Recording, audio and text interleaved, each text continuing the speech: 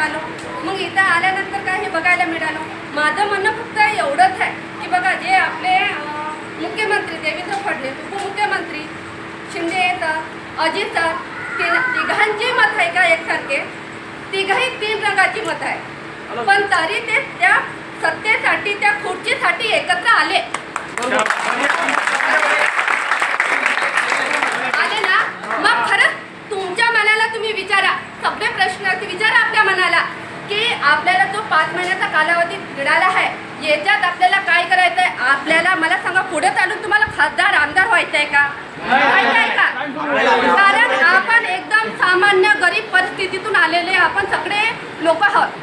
इथपर्यंत यायचे आपल्याला काय म्हणते, पैसे लागत आहे, खायला पैसे लागत आहे, सामान्य परिस्थितीतून आलेलं आहे, अजून पेमेंट झालेलं नाही आहे. आता ह्या 31 तारखेपर्यंत आपल्याला रुजू व्हायचं आहे. हे सगळे प्रश्न आहे. त्याच्यामध्ये आपल्या संघटनेचा मेन प्रश्न आहे. मग आपली संघटना उभून आपल्याला काय भावी आमदार खासदार व्हायचं आहे का?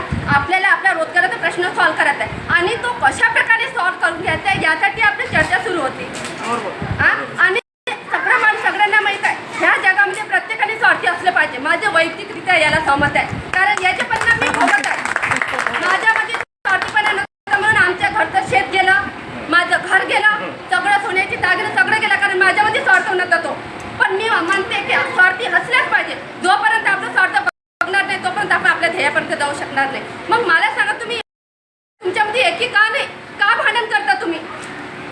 का भांडण करता? जर तुम्ही विचार आणला ना, 36 जिल्ह्यातून 36 पूर्ण तालुका अध्यक्ष, जिल्हा अध्यक्ष, जो काही महाराष्ट्राचा अध्यक्ष बनल, जर ठाम मत केला आणि तुम्ही म्हटलं की आपल्या प्रशिक्षणामधून का होत नाही, हे जे न शिकलेले मुख्यमंत्री, उपमुख्यमंत्री, आमदार, खासदार का होऊ शकत नाही?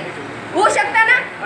त्यापासून आपल्याला तळागाळातल्या सामान्य परिस्थितीतून लोकांपर्यंत आपल्याला पोहोचायला लागेल, काम करावं लागेल, तेव्हा कळेल.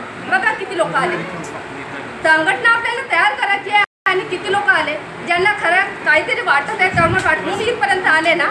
मग जय बघा, Tukaram Baba, Rathod sir, Chavan sir, Jagurkar sir, सगळे आपल्याला म्हणत आहे की तुमचं नेतृत्व तुम्ही करा, आपल्याला जबाबदारी दिली. मग आपण जेवढे काय आहे भाऊ पण आपण सगळे एकत्र बसलं पाहिजे.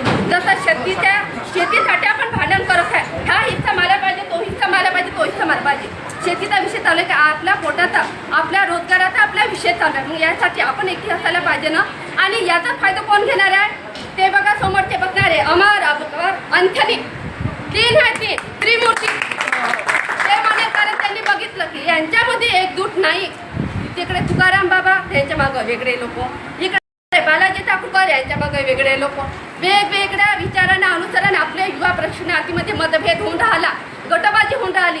ते गटबाजी करतात, पण तरी ते एक होतात. तुम्ही करणार गटबाजी, पण आपला जो ध्येय आहे, आपला जो निर्णय आहे, त्याला पूर्णपणे पार पाडण्यासाठी एकत्र या, त्याच्यासाठी गटबाजी करा.